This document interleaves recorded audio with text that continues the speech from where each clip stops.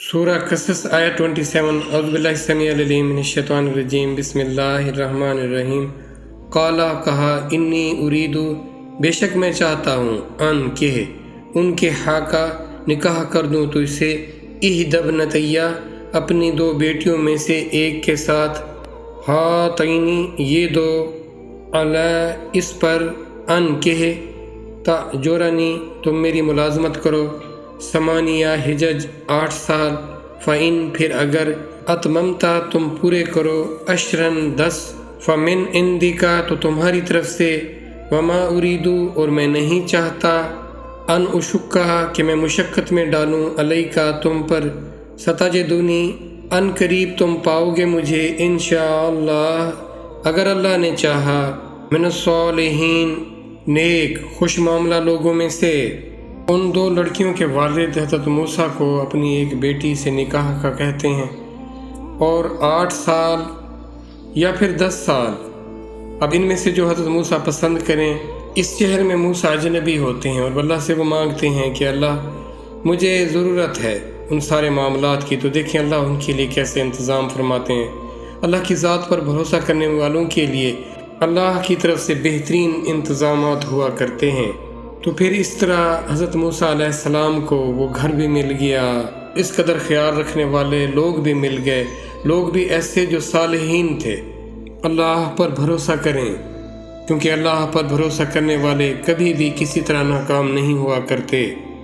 اگلی آیت دیکھیں، آیت نمبر 28 سورہ قصص۔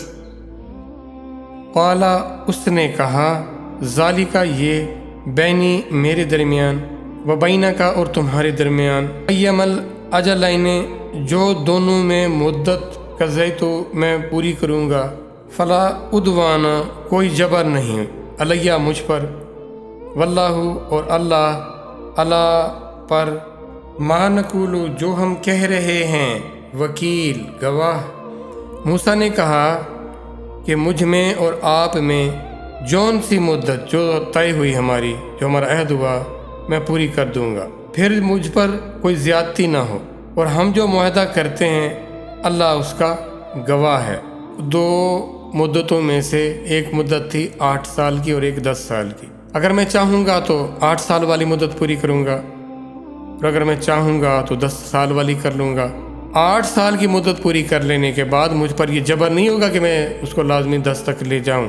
میرے اور آپ کے درمیان جو بات ہوئی ہے اس کا اللہ گواہ ہے۔ موسیٰ ہر عمل میں ہر بات میں اللہ سے کیسے دیکھیں رجوع کرتے ہیں، اللہ سے جو تعلق کا اظہار کیسے کرتے ہیں۔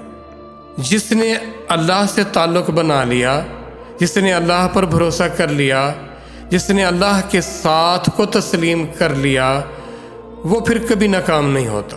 جو اس پر پھر ڈٹ جاتا ہے پھر اللہ اس کے ساتھ ہوتے ہیں۔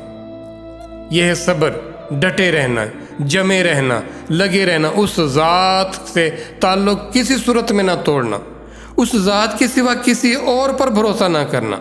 قرآن میں اللہ فرماتے ہیں جو ہمیں چھوڑ کر جس راستے کی طرف جاتا ہے پھر ہم اس کو اس راستے کے حوالے کر دیتے ہیں۔ پھر دعائیں کرو پھر کوئی فائدہ نہیں ہوگا۔ راستہ جب تک ٹھیک نہیں رکھو گے، جن پر تم نے بھروسہ کیا ہوا ہے پھر انہی کی طرف رہو نا۔